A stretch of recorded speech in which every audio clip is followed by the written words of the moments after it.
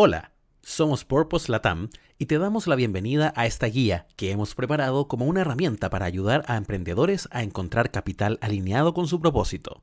Esta es la primera de 4 cápsulas, donde revisaremos los tipos de financiamiento con los que te vas a encontrar y el costo que tendrá para ti y el propósito de tu empresa esta inyección de capital. Para ello, queremos primero ayudarte a sacudir algunos prejuicios o mitos en torno al levantamiento de capital. Mito 1. Hay solo 2 caminos de financiamiento. Si tenemos o soñamos con crear una startup exitosa, nuestro ideal es convertirnos en un unicornio, es decir, una empresa valorada en $1.000 millones, con una seguidilla de crecimiento ininterrumpido y una necesidad interminable de capital. La otra opción es ser ricos, para financiar de forma independiente nuestro proyecto. Pero la realidad es que hay muchas alternativas intermedias que por lo general ofrecen una mejor fórmula para el éxito de largo plazo. Mito 2. Mejor pájaro en mano que 100 volando. La idea de levantar la mayor cantidad de capital posible sin importar su costo es natural cuando existe un sentido de urgencia, pero puede llevarnos a exponer la propiedad de la empresa y su propósito, dejándonos así en un estado de vulnerabilidad y con una peor salud financiera para nosotros y los socios si es que algo sale mal. El foco de este toolkit está en mostrar alternativas de financiamiento que te permitan un crecimiento más orgánico y apegado a tu propósito. Sin embargo, es importante entender previamente la mecánica y la interacción entre propiedad, gobernanza y financiamiento. Solo así podremos romper los mitos y apropiarnos del destino de nuestra empresa. La propiedad es el timón de nuestra organización y por ello es crucial protegerla a la hora de mantener el foco en el propósito y definir cómo se distribuyen las utilidades. La gobernanza debería asegurar una toma de decisiones efectiva y al mismo tiempo alineada con nuestra visión de largo plazo. El financiamiento es el combustible de la empresa y a la vez lo que permite que estos 3 pilares funcionen de forma coherente. ¿Dónde está el éxito entonces?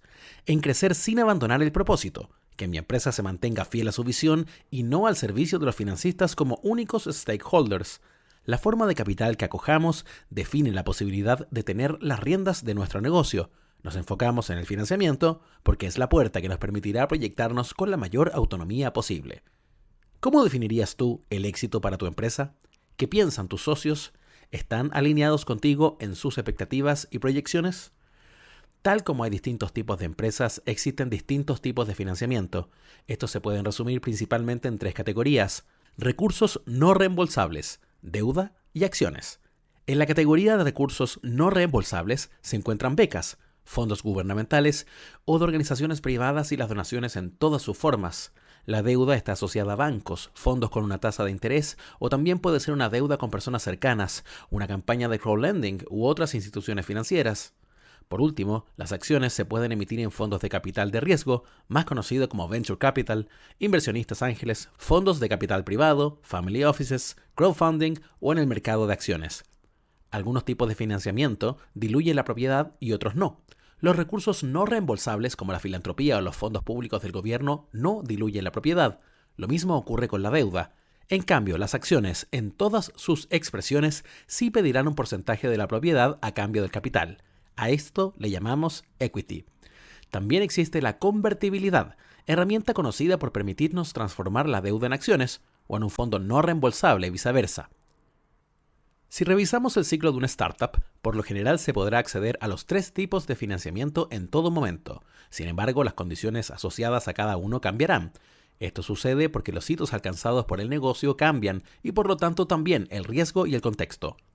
Contar con cierta flexibilidad para enfrentar los cambios será una ventaja que entregan instrumentos como las notas convertibles o los SAFE, Acuerdo Simplificado de Acciones Futuras.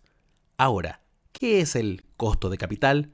Si nos enfrentamos a la deuda, es fácil visualizar el costo como la tasa de interés y los términos de repago, pero en el caso del equity, este ejercicio se torna más engorroso. Lo podemos definir como el precio futuro de la readquisición de las acciones a un inversionista, que incluye el retorno esperado del capital de estas.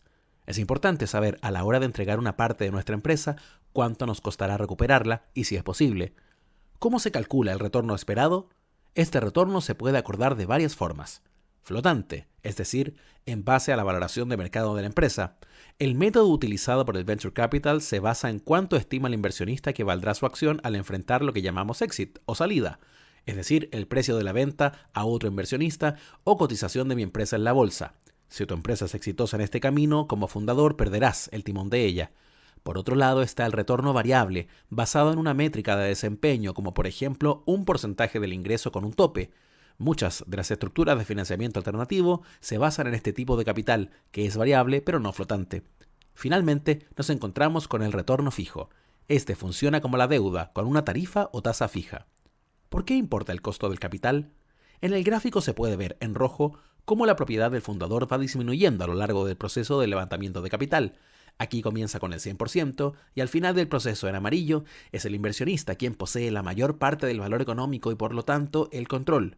El mayor costo del capital es la dilución, el proceso de disminución de tu propiedad relativa a la cantidad adicional de acciones que se emiten. La buena noticia es que el costo del capital va bajando a medida que disminuye el riesgo de tu negocio.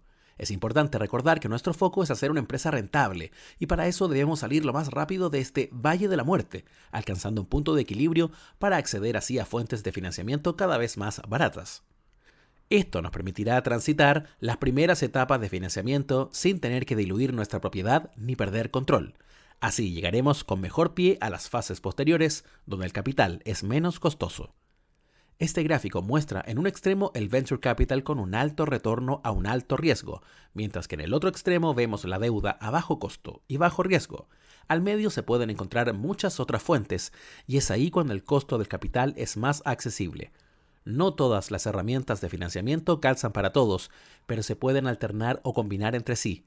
A eso se le llama financiamiento mixto, donde la filantropía o los fondos no reembolsables se pueden complementar con la deuda para cubrir una parte del capital requerido, minimizando el riesgo de la inversión, y de ese modo negociar la tasa de retorno y mejores condiciones de financiamiento. Si decidimos o tenemos que optar por el equity, será fundamental entender los términos del acuerdo para poder negociarlos y tomar una decisión consciente respecto del futuro de nuestra empresa. Todos estos elementos se encuentran en lo que conocemos como un term sheet. Pero, ¿qué es un term sheet y cuáles son las claves para entenderlo? Te invitamos a descargar el material asociado a este video y a revisar el próximo, en el que te explicaremos todo lo necesario en torno a este tema.